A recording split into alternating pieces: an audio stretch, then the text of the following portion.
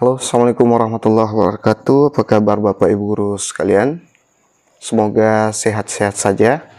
Dalam waktu beberapa hari lagi, kurang lebih 10 hari lagi atau 9 hari lagi, Bapak Ibu akan melakukan ujian UK PPG. Tidak terasa, hanya sekitar kurang lebih sebulan Bapak Ibu sudah hampir UP. Beda dengan saya dulu, itu menghabiskan waktu 6 bulan Bapak Ibu. Dan dalam waktu yang sedikit lagi, saya harap Bapak Ibu tetap jaga kondisi kesehatan, tetap jaga kewarasannya untuk menenangkan pikiran menghadapi UK PPG nanti. Pada kesempatan kali ini saya akan melanjutkan pembahasan tryout PMM IPA ya. IPA itu yang paling banyak di antara semua mapel yang pernah saya berikan ke peserta UK PPG, IPA lah yang paling hampir semua masuk soalnya. Entah kenapa. Kalau yang lain hanya kurang lebih 70%, kalau IPA hampir 90% masuk soalnya Bapak Ibu. Jadi perhatikan saja tryoutnya, pelajari tryoutnya dengan baik. Bagi Bapak Ibu yang ingin memesan pembahasan lengkap, silahkan chat nomor saya di sini. Kemudian yang ingin refleksi studi kasus bisa chat juga saya di situ, di nomor yang tertera ya Bapak Ibu. Kenapa saya bilang begitu? Karena rata-rata yang pesan soal ke saya itu kebanyakan merespon balik setelah ujian. Dan alhamdulillah dari sekian banyak saya perhatikan, yang mapel-mapel yang ada yang saya punya, itu IPA lah yang paling mantap ya Bapak Ibu. Nah, kemudian saya buat soal ini berdasarkan komentar terbanyak. Kemarin bahasa Indonesia sudah, sekarang IPA. Jadi mapel yang akan saya bahas selanjutnya bisa jadi PJOK maupun PAUD ya. Salah satunya saya lihat dulu komentar terbanyaknya Bapak Ibu. Siapa tahu saya tidak sempat buat lanjutan videonya Bapak Ibu, karena rencana saya membuat 2 video untuk satu mapel. Mudah-mudahan sempat ya dalam waktu beberapa hari ke depan. Tadi saya juga agak drop, seharian hanya di kamar, hampir maghrib baru keluar kamar. Efek sibuk Bapak Ibu. Kita langsung masuk ke soal yang pertama. Bu Alia, seorang guru IPA, merencanakan pembelajaran discovery pada materi pencemaran udara yang disesuaikan dengan lingkungan sekolah Gersang. Ia harus merumuskan konsep capaian pembelajaran yang paling sesuai dengan melaksanakan kegiatan pembelajaran ini. Berikut ini beberapa langkah kerja ilmiah pada penerapan model pembelajaran tersebut. 1. Pemberian rangsangan. 2. Identifikasi masalah. 3. Pengelompokan peserta didik. 4. Pengumpulan data. 5. Pengolahan data. 6. Penentuan tema. 7. Pembuktian data. 8. Triangulasi data. 9. Menarik kesimpulan. Langkah kerja yang bukan merupakan kegiatan dari pembelajaran discovery adalah A. 1, 2, dan 3, B. 1, 3, dan 4, C. 3, 6, dan 8, dan D. 2, 3, dan 6, E. 6, 8, dan 9. Silahkan dijawab Bapak Ibu. Seperti biasa saya kasih waktu 5-10 detik untuk Bapak Ibu jawab. Kalau dirasa waktunya kurang, bisa pause videonya, karena nanti pada saat ujian sesungguhnya Bapak Ibu punya waktu kurang lebih 2 menit untuk satu soal.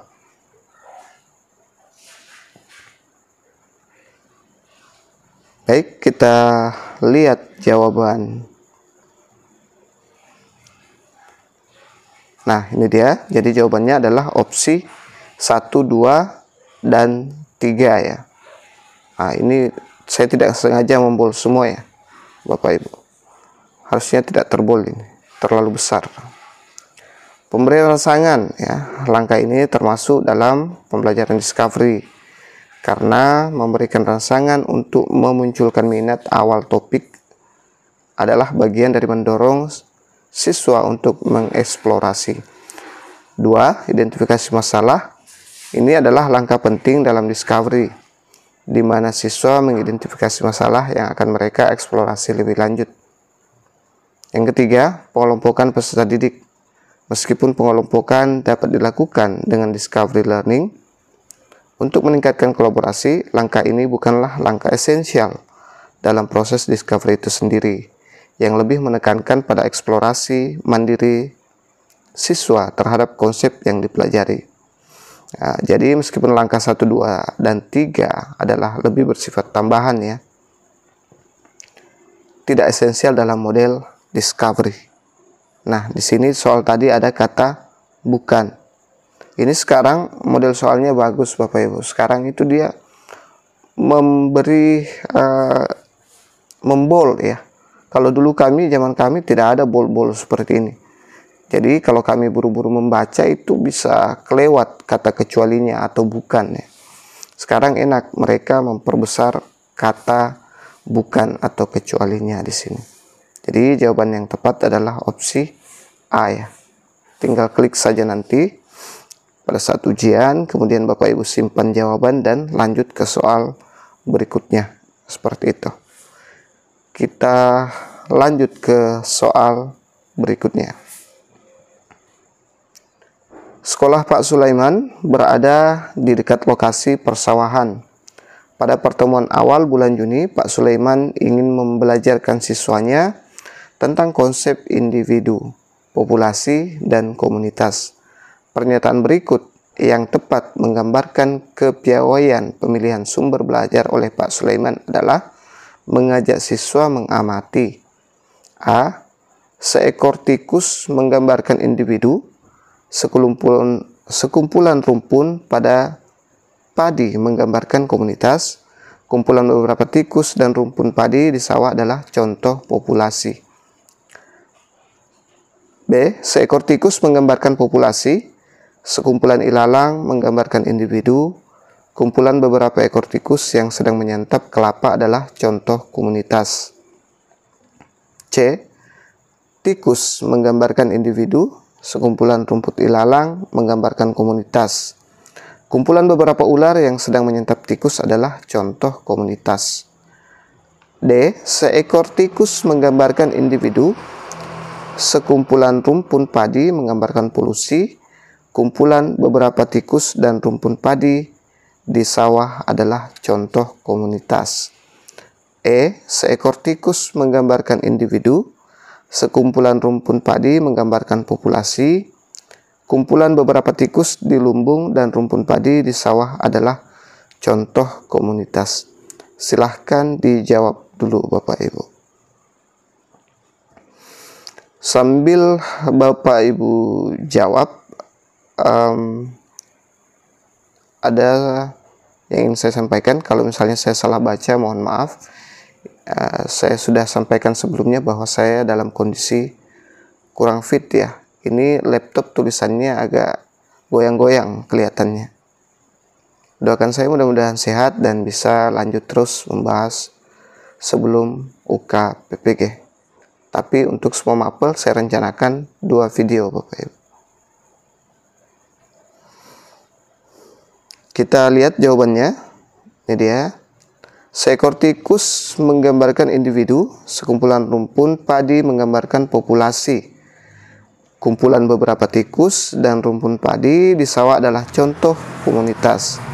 Dengan mengajak siswa mengamati seekor tikus sebagai individu, sekumpulan rumpun padi sebagai populasi, dan kumpulan tikus dan padi sawah sebagai komunitas, Pak Sulaiman telah memberikan contoh yang sangat baik untuk memperjelas konsep-konsep ekologi ini.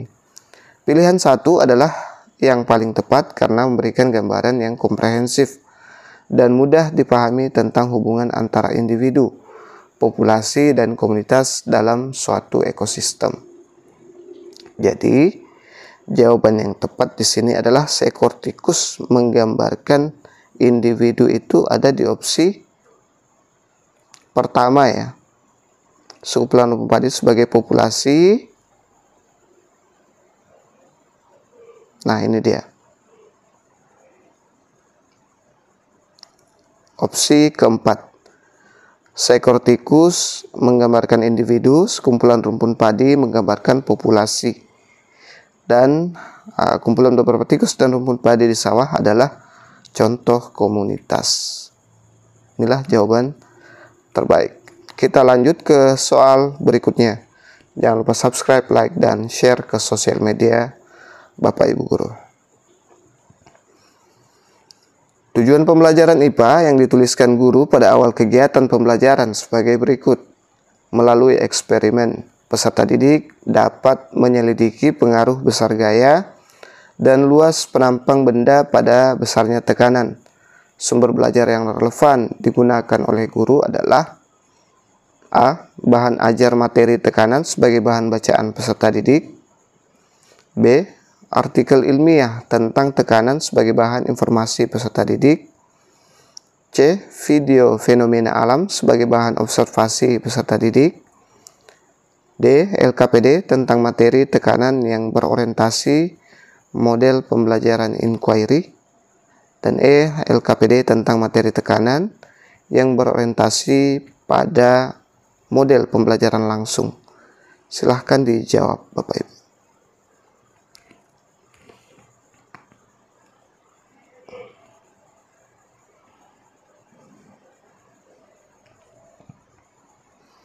Baik, saya yakin Bapak Ibu sudah mengunci jawabannya. Jadi jawaban yang tepat adalah LKPD tentang materi tekanan yang berorientasi pada model pembelajaran inquiry.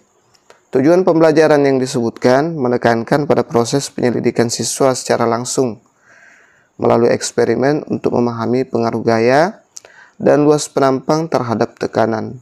Untuk mencapai tujuan ini, sumber belajar yang paling sesuai adalah LKPD yang berorientasi pada model pembelajaran inquiry. Jadi jawaban yang tepat ada di opsi keempat. Ya, kita tinggal klik nanti di sini opsinya. Kemudian simpan jawaban. Kita lanjut ke soal berikutnya. Kita lihat soal berikutnya. Ini ada soal. Perhatikan rumusan tujuan pembelajaran berikut ini. Setelah melakukan diskusi kelompok, peserta didik dapat menjelaskan gangguan kesehatan yang diakibatkan konsumsi zat aditif pada makanan yang berlebihan. Sumber belajar yang ditugaskan kepada siswa untuk mencapai tujuan pembelajaran di atas adalah 1. Video YouTube tentang kasus keracunan makanan akibat penggunaan zat pengawet yang berlebihan. 2. Buku teks IPA kelas 9 bab tentang zat aditif pada makanan. Berdasarkan relevansi dan aksesibilitasnya, apakah kedua sumber belajar disebut di atas tersebut sudah tepat? Ini saya koreksi ya. Ini harusnya ada atas, ini saya langsung capture soalnya Bapak Ibu ya. Langsung di capture, tapi ternyata ada kekurangan. Harusnya ada di atas ya di sini. Oke, kita lanjut ya. Di atas. A ya, karena keduanya sesuai dengan perkembangan ilmu pengetahuan dan teknologi. B ya, karena keduanya sesuai dengan metode diskusi dan mudah diperoleh siswa. C ya, untuk video YouTube, tidak untuk buku siswa karena tidak kontekstual. D ya, untuk buku siswa, tidak untuk video YouTube karena tidak dapat dipercaya. Dan E ya, untuk buku siswa, tidak untuk video YouTube karena bersifat tidak resmi. Oke, Bapak Ibu guru sekalian, silahkan dijawab ya.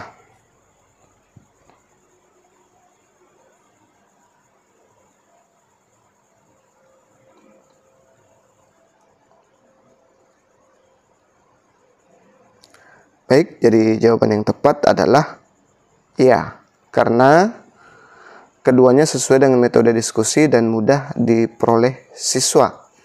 Dengan menggabungkan video YouTube dan buku teks IPA, guru dapat menciptakan lingkungan belajar yang aktif dan menarik, ya, sehingga siswa dapat mencapai tujuan pembelajaran yang telah ditetapkan.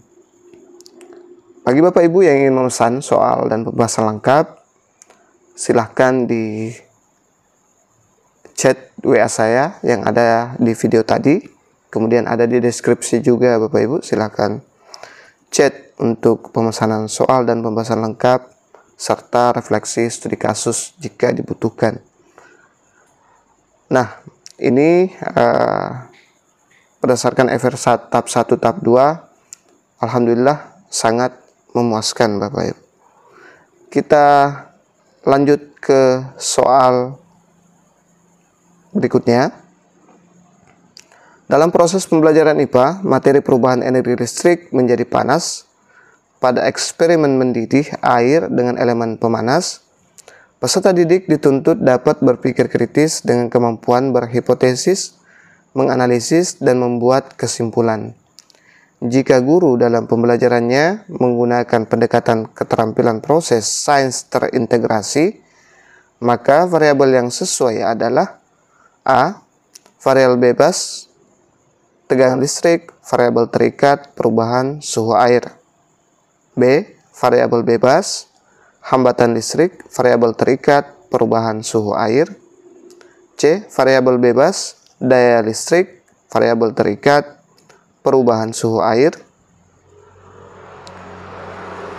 D. Variabel bebas, tegangan listrik, variabel terikat, perubahan massa air. Dan E. Variabel bebas, tegangan listrik, variabel terikat, perubahan volume air. Silahkan dijawab Bapak Ibu. Jadi nanti ada bayang-bayang A, opsinya di sini Bapak Ibu. Ada lingkaran seperti ini, tapi ada bayang-bayang seperti memang huruf A, tapi dia agak seperti di belakang layar ya. B. Nah, seperti ini nanti. Kalau dia try out, dia polos.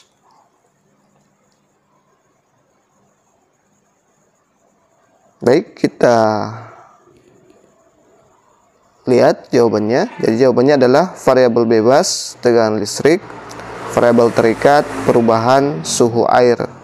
Alasan untuk pilihan ini adalah tegangan listrik adalah faktor yang dapat dimanipulasi dalam eksperimen, dan perubahan ini dapat mempengaruhi suhu air atau variabel terikat. Dengan memanipulasi tegangan, siswa dapat mengamati bagaimana suhu air berubah, yang mendukung pengembangan keterampilan berpikir kritis, analisis, dan kesimpulan dalam proses pembelajaran. Jadi jawaban yang tepat ada di opsi A ya. Opsi 1. Variabel bebas, tegangan listrik, variabel terikat, dan perubahan suhu air.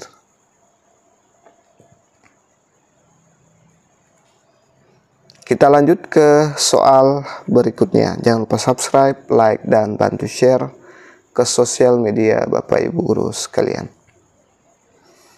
Pak Andi ingin membelajarkan siswanya tentang konsep makanan sehat dan seimbang. Pak Andi merasa bingung dalam memilih media yang dapat menyampaikan konsep secara tepat sekaligus menumbuhkan kreativitas pada siswa. Hal yang tepat untuk Anda sarankan pada Pak Andi adalah A. Menampilkan video cara pengolahan makanan sehat dan berimbang dan menuliskan resumenya. B. Menggunakan gambar bahan-bahan makanan dan meminta siswa menyusun menjadi menu makanan sehat dan berimbang. C. Menyajikan sejumlah menu makanan olahan untuk dianalisis para siswa terkait kandungan gizinya. D. Melakukan praktikum analisis kandungan gizi pada berbagai jenis bahan makanan yang lazim dikonsumsi. Dan E. Melakukan identifikasi kandungan gizi yang tertulis pada kemasan pembungkus bahan makanan. Silahkan dijawab Bapak Ibu.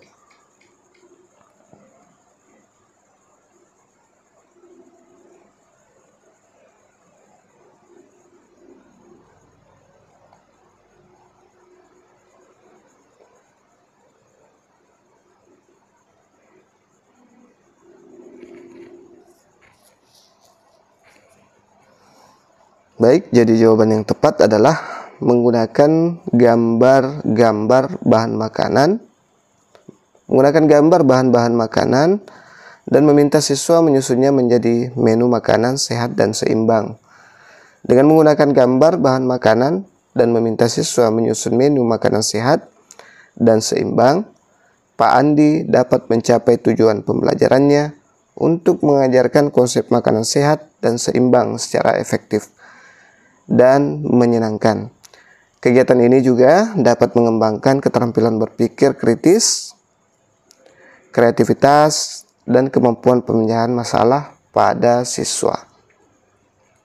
Jadi jawaban yang tepat ada di opsi B ya, atau opsi kedua, menggunakan gambar bahan-bahan makanan dan meminta siswa menyusunnya menjadi menu makanan sehat dan berimbang. Oke, itu saja dulu yang sempat saya bahas pada kesempatan kali ini. Mudah-mudahan bisa membantu sedikit mencerahkan Bapak Ibu Guru. Yang berminat pesan soal dan pembahasan lengkapnya, silahkan chat saya.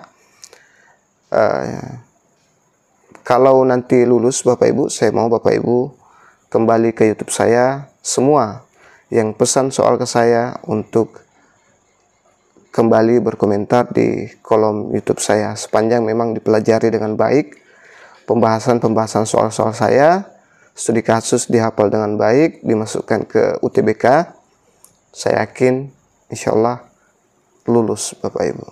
Demikian, Assalamualaikum warahmatullahi wabarakatuh.